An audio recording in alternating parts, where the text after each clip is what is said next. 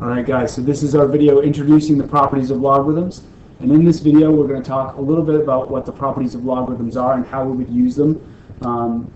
We're going to go into a deeper explanation of how we get the properties of logarithms in class, but for right now what we want to do is just get good at using the properties of logarithms.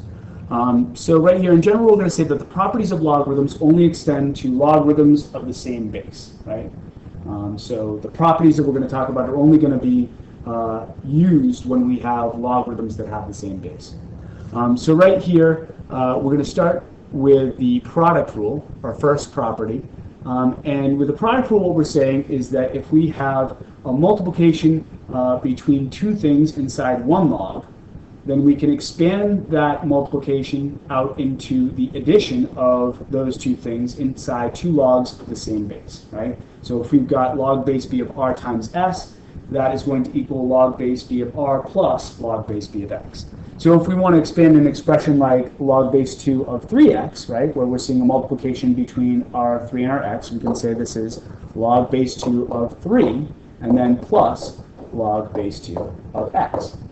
This property also works in reverse. So if we're adding two logs of the same base, what we can say is that we can bring those two logarithms together, condense them into one log, where we're going to be multiplying the two things in the individual log. So right here, if we've got log base 5 of 4 plus log base 5 of y, we can condense this into one log base 5 of 4 times y, or 4y. The quotient rule says that a division in our logarithm is going to expand out into a subtraction of two logs of the same base. So if we've got log base b of r divided by s, we're going to say that that is equal to log base b of r minus log base b of s. And right here, the thing we want to note is that that thing we're dividing by is expanding out into a negative logarithm, right? So right here, if we have log base 4 of x divided by 5, we can say that this division is going to expand out into a subtraction of two log base 4s, log base 4 of x, and then minus what the log base 4 of what we're dividing by, 5. Obviously this rule works in reverse as well. So if we've got a subtraction of two logs of the same base, then we can say we can condense this into one logarithm, where what's inside that negative logarithm is going to be dividing what's inside the positive logarithm. So right here we've got log base 3 of 4 minus log base 3 of 2z, and we can write this as 1 log base 3 of 4 divided by 2z.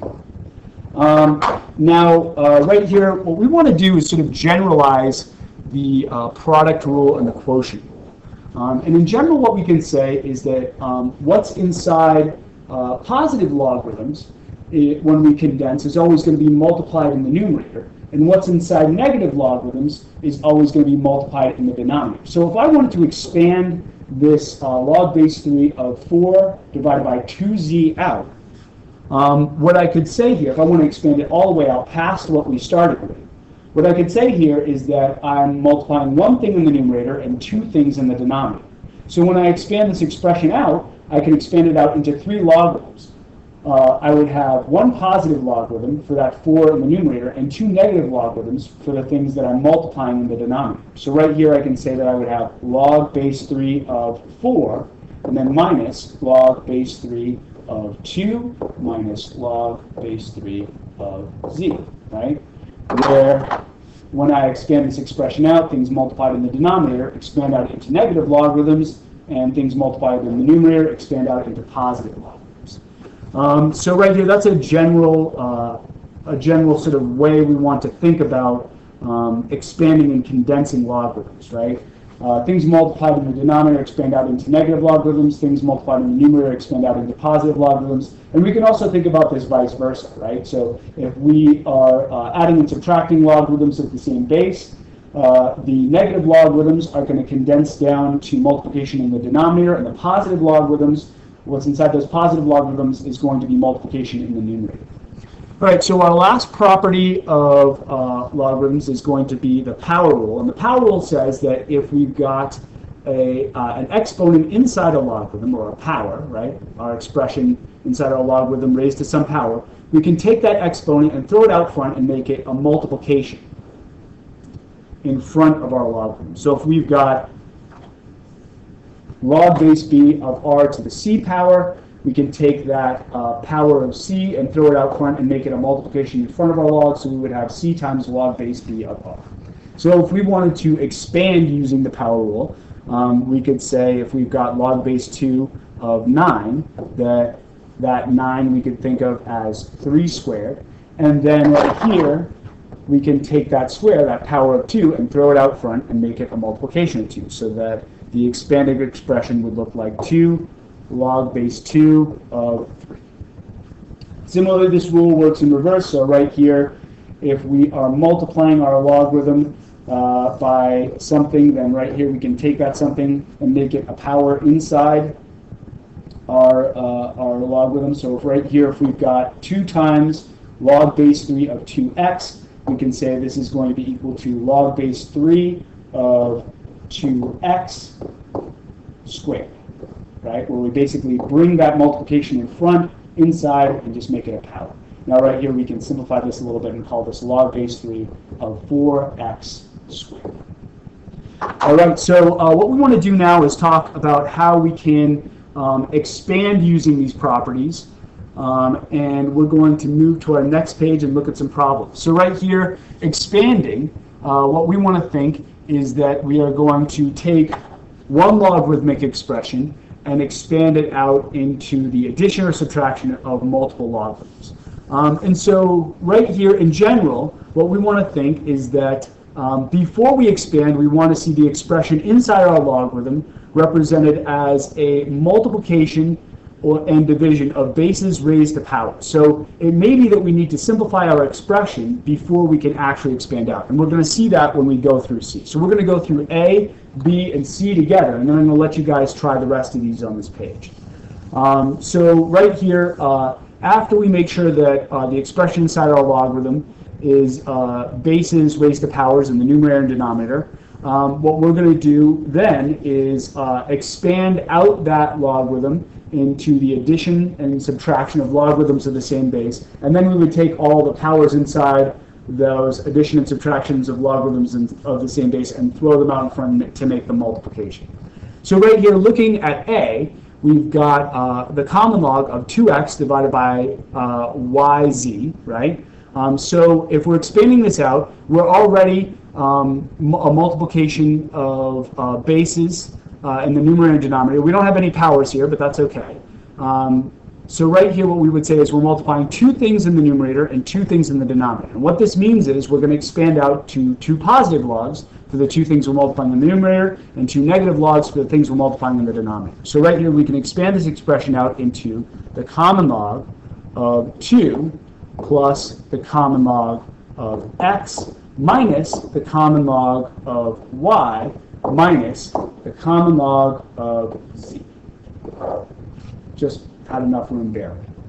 And so right here, that would be an expansion of this expression. Now, if that x, y, or z were being, any of those were raised to powers, we would then throw that power, or that exponent, out in front and make it multiplication. So if we're looking at our next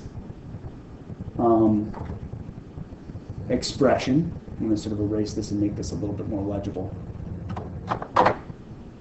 If we're looking at our next expression, b here, we've got log base 3 of 4ab cubed. So right here we're multiplying 3 things, all in the numerator, so this is going to expand out into 3 positive log base 3s. We're going to have log base 3 of 4, and then plus log base 3 of a, and then plus log base 3 of b cubed.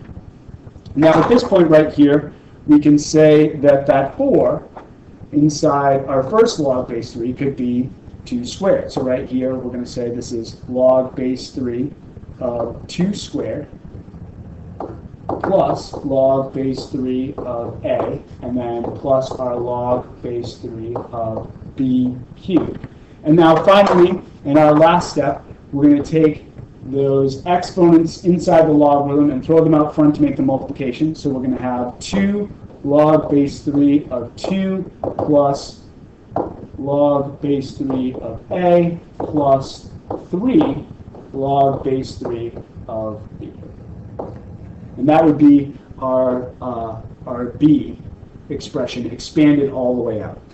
So let's take a look at C, and then I'll let you guys go ahead and do D, E, and F on your own. So right here, we're looking at the natural log of 3 times the square root of 2x cubed.